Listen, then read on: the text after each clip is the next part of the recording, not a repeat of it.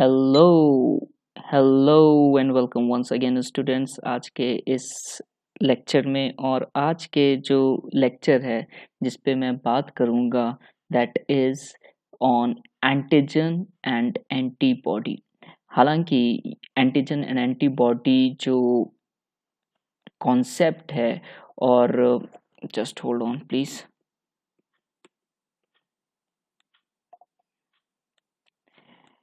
जो antigen and antibody का जो पूरा कॉन्सेप्ट है students quite big, so I'll be making a series of videos in which I'll be discussing all the important things that need to be discussed about this antigen and antibody students. तो हम लोग सबसे पहले तो ये देखेंगे कि ये जो टॉपिक है एंटीजन और एंटीबॉडी का, ये हम कहाँ कहाँ पर हम इस टॉपिक को देख सकते हैं स्टूडेंट्स। हम इस टॉपिक को ह्यूमन हेल्थ एंड डिजीजेस में इस टॉपिक को आप देख सकते हैं कई जगह पर।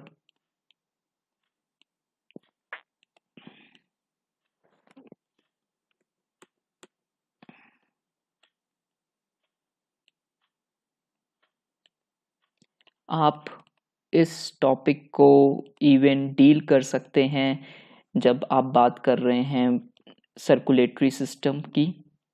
सर्कुलेटरी सिस्टम में जब आप ब्लड के बारे में बात करेंगे देन इन दैट केस आप WBCs के बारे में बात कर सकते हैं। और जब WBCs के बारे में बात करेंगे तो इस पर आप एंटीजन एंटीबॉडी के बारे में वहाँ पे भी बात कर सकते हैं।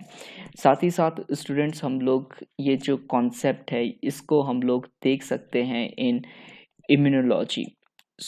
ये ब्रांच है बायोलॉजी की जो कि डील करती है with the immunity. Okay, deals with the antigens antibodies the way they work. Okay, so इन सब जगहों पर हम लोग जो हैं इस कॉन्सेप्ट को देख सकते हैं students.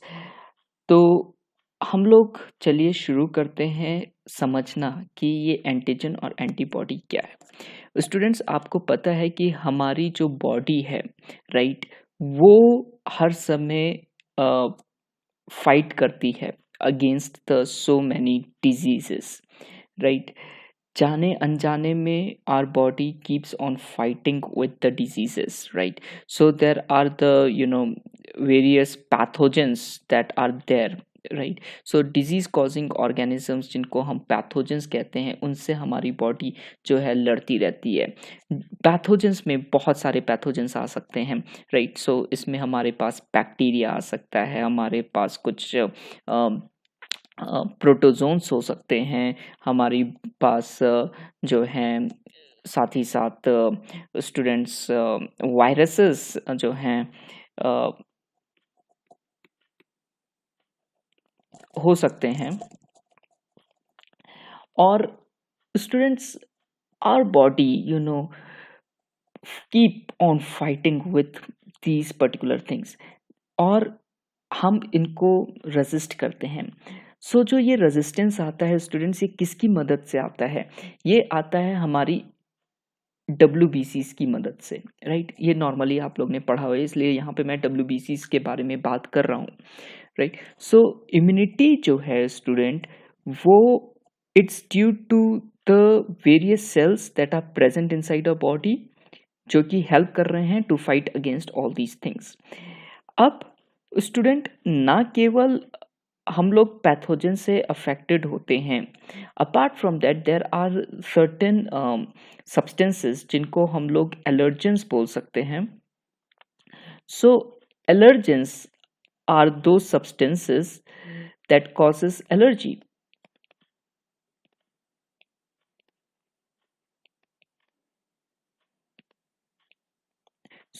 We have students allergens जिससे हमारी बॉडी अफेक्ट होती है, हमारे पैथोजेंस है जिससे हमारी बॉडी अफेक्ट होती है राइट।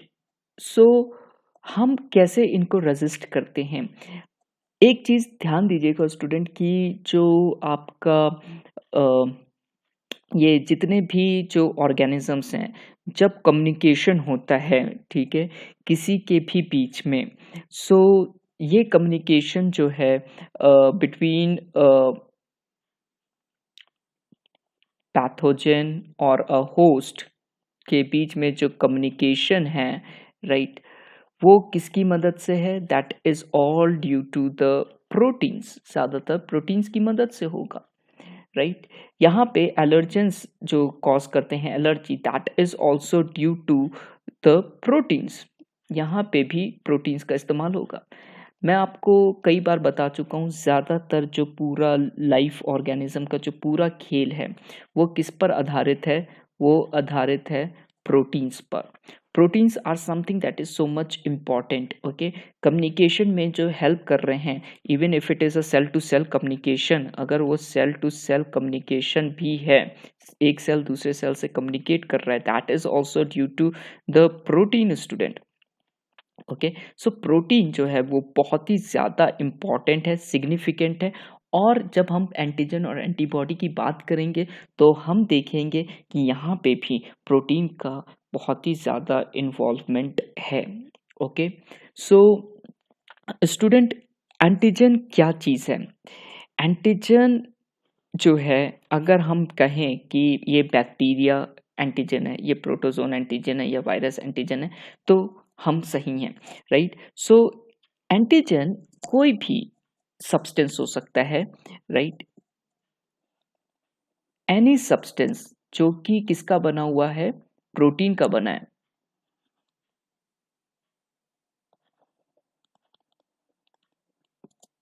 मेनली, राइट, जो कि कॉज कर सकता है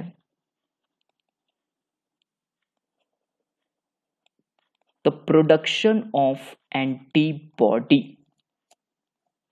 उसको हम क्या कहते हैं? एंटीजन कहते हैं। सो ये डेफिनेशन हमारी किसकी डेफिनेशन हो गई student? This is the definition of antigen की, राइट। यहाँ पे जो वर्ड इस्तेमाल हुआ है मेनली किसका बना हुआ है? प्रोटीन का बना हुआ है ज़्यादातर। हालांकि जो एंटीजन है अपार्ट फ्रॉम प्रोटीन, ये कार्बोहाइड्रेट का बना हो सकता है, ओके।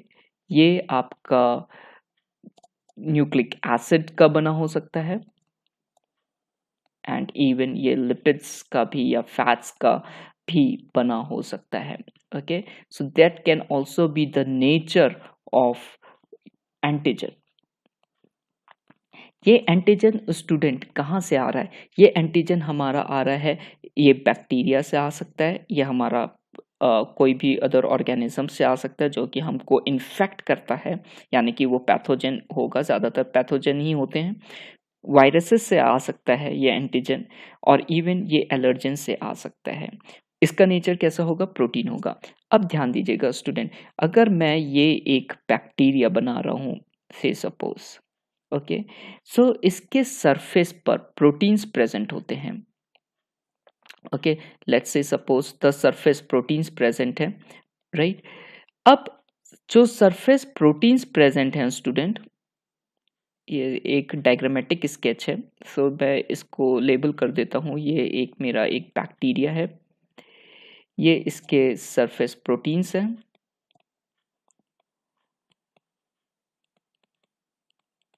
अब स्टूडेंट, इन सरफेस प्रोटीन में कुछ प्रोटीन्स ऐसे होंगे, से सपोज ये एक प्रोटीन, ये एक प्रोटीन, कुछ प्रोटीन्स ऐसे होंगे जो डिफरेंट होंगे, फर्क होंगे, राइट।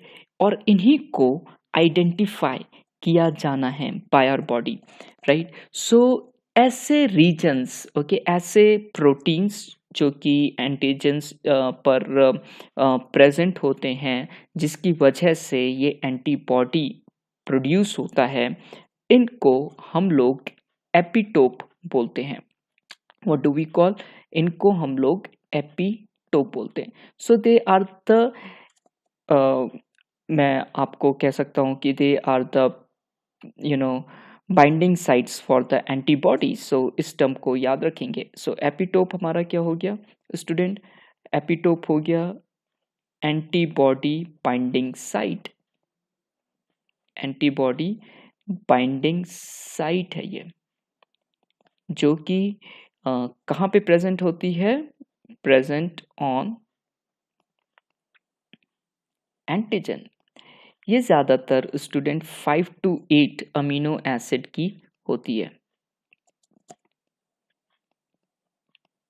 इसको हम लोग ध्यान में रखेंगे। एपिटोप के साथ जो कंबाइन करता है स्टूडेंट, वो क्या है?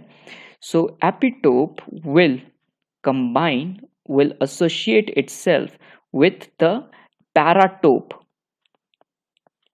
ठीक है, सो एपिटोप किसका रीजन है? ये एक एंटीजन का रीजन है। और आपका जो पैराटोप है स्टूडेंट, वो किसका रीजन है? वो एंटीबॉडी का रीजन है, राइट।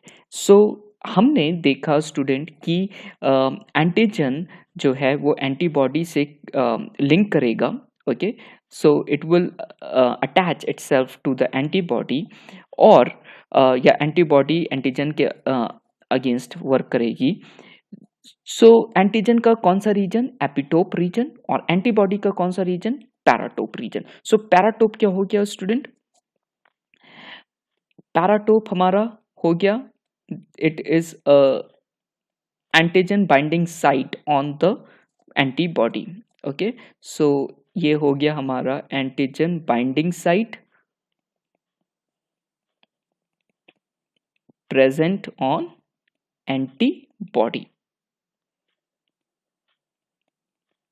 सो ध्यान दीजिएगा स्टूडेंट, चाहे हम बात करें किसकी, एंटीजन की, जो कि ज़्यादातर प्रोटीन का बना होता है, लेकिन वो कार्बोहाइड्रेट, न्यूक्लिक एसिड और लिपिड्स का भी बना हो सकता है। और जब हम एंटीबॉडी की बात करते हैं तो ज़्यादातर जो एंटीबॉडी हैं they are mostly proteinaceous in nature. So ये ज़्यादातर कैसे हैं? प्रोटीनेशियस हैं नेचर में। ध्यान दीजिएगा स्टूडेंट। और ये जो एंटीबॉडी है, राइट, हमें ये पता चल गया अब तक कि जो एंटीजन से वो कहाँ से आ रहे हैं, राइट। वो पैथोजन से आ सकते हैं, वो एलर्जन से आ सकते हैं, राइट। और एंटीबॉडी जो है वो हमारी बॉडी बना रही है इन एंटीजन से लड़ने के लिए, इनके एंटीजन से लड़ने के लिए। सो स्टूडेंट, ये ज़्यादातर कैसे हैं? ये प्रोटीनेशियस है नेचर में।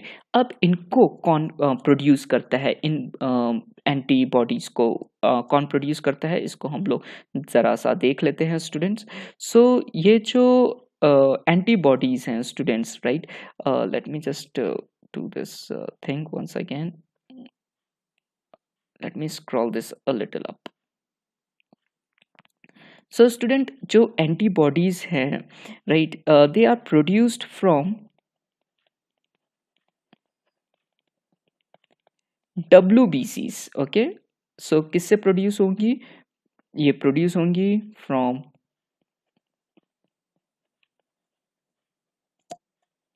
Type of WBC। एक WBC के कई टाइप हैं, आपने देखा है, ठीक है। सो हमारे पास लिम्फोसाइट्स है, राइट।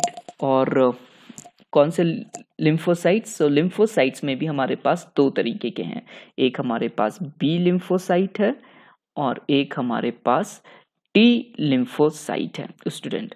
सो हम लोग इनके बारे में भी बात करेंगे, इनके बारे में भी देखेंगे, लेकिन जो बी लिम्फोसाइट है यही हमारा एंटीबॉडी को प्रोड्यूस करता है स्टूडेंट। सो इस चीज़ को ध्यान में आप रखेंगे। सो बी लिम्फोसाइट स्टूडेंट जो है वो हमारा एंटीबॉडी को जो है प्रोड्यूस करता है, राइट।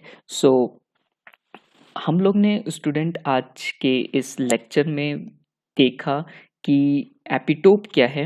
मैं आपको इसके कलर जो है चेंज करके, वेट अ सेकेंड, इस लेक्चर को मैं थोड़ा कोशिश करता हूँ कि ख़त्म कर दूँ, और इसके बाद की जो चीज़ें हैं वो मैं आपको बाद में बताऊँगा। So we will sum up what we have studied right now. Okay students, so we have studied about where we can study this antigen antibody thing. Antigen की definition हम लोग ने, student just hold on please, wait a second. हम लोग ने antigen antibody की definition देखी। ये किसके बने हुए हैं? ज़्यादातर प्रोटीन के हैं, लेकिन प्रोटीन के अलावा भी ये जो हैं कार्बोहाइड्रेट, न्यूक्लिक एसिड और इसके बने हुए हो सकते हैं। इस चीज़ को हम लोग ध्यान में रखेंगे। ये एंटीजन कहाँ से आ रहा है? ये पैथोजन से आ सकता है, ये एलर्जन से आ सकता है। एलर्जेंस क्या हैं उसके बारे में हम लोग ने देखा। हम लोग ने स्टूडेंट साथ ही साथ ये भी देखा कि सरफेस प्रोटीन्स में कुछ प्रोटीन ऐसे हैं जिनको हम एपिटोप बोलते हैं, और एपिटोप की डेफिनेशन हमने देखी कि वो क्या हैं। ये वो रीजन्स हैं जहाँ पे एंटीबॉडी बाइंड होगा, और इसको एपिटोप एंटीजन में पाया जाएगा और पैराटोप जो है एंटीबॉडी में पाया जाएगा। और एंटीबॉडी का जो नेचर है वो ज़्यादातर कैसा है? वो प्रोटीनेशियस इन नेचर है। मैंने डेफिनेशन भी आपको लिखी एपिटोप और पैराटोप की, जो कि आप लोग को ध्यान में रखनी है। हमने साथ ही साथ स्टूडेंट यहाँ पे बात करी एंटीबॉडीज़ की, कि antibodies student, sorry just hold on for a second, कि एंटीबॉडीज़ स्टूडेंट्स क्या होती हैं, कहाँ से प्रोड्यूस होती हैं? लिम्फोसाइट्स प्रोड्यूस करता है, और कौन सा लिम्फोसाइट प्रोड्यूस करता है? That is B lymphocyte produce करता है एंटीबॉडीज़ को। So that is all about the thing that I had to discuss it. Thank you very much for watching this video, and we will continue with the same topic further ahead. Till then, bye bye, take care, enjoy, and don't forget to like, share and subscribe this video.